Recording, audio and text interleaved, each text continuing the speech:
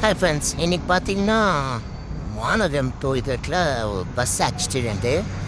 Bus என்ன ஆச்சு, நல்லா வேகமாக வந்துட்டு அந்த பேரிகேட் கல் எல்லாம் இருக்குல்ல, அதெல்லாம் இடித்து அப்படியே கீழே கவுந்துச்சு. ஒருத்தர் டூ வீலரில் வண்டி பெட்ரோல் இல்லாமல் தள்ளிட்டு போய் நின்றாவே அந்த வண்டிகள் லைட்டு அடிப்பட்டு அவன் பாவம் அழுதுனே இருந்தான்.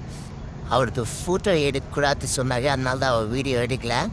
அவன் அழுதினே இருந்தார். அவர் தலை கொஞ்சம் அடிபட்டுச்சு, அவர் கையெல்லாம் ரத்தம் வந்துன்னு இருந்தது.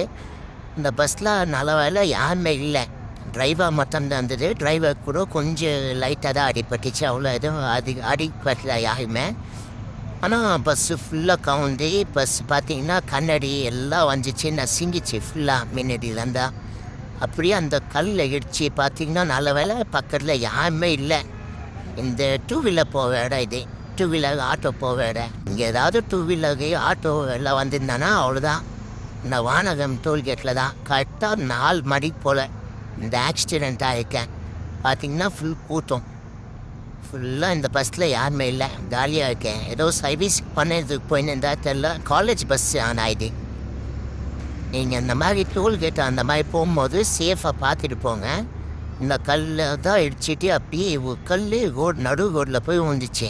இந்த டூ வீலரில் தான் அவர் தள்ளிட்டு போய் நின்று பாவம். அப்போ ஆம்புலன்ஸ் வந்தது. ஆம்புலன்ஸில் எல்லாம் 2 பேர் ஏற்றிட்டு அப்போ கூப்பிட்டு போயிட்டாரு. நீங்கள் எங்கேயாவது போகும்போது சேஃபாக போங்க.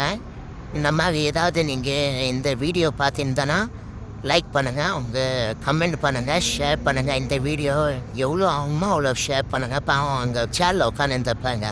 அவர் தான், இவர் தான் டிரைவர் தான் லைட் அடிபட்டுச்சு. சேஃபாக போங்க. அண்ட் பாய் பாய்.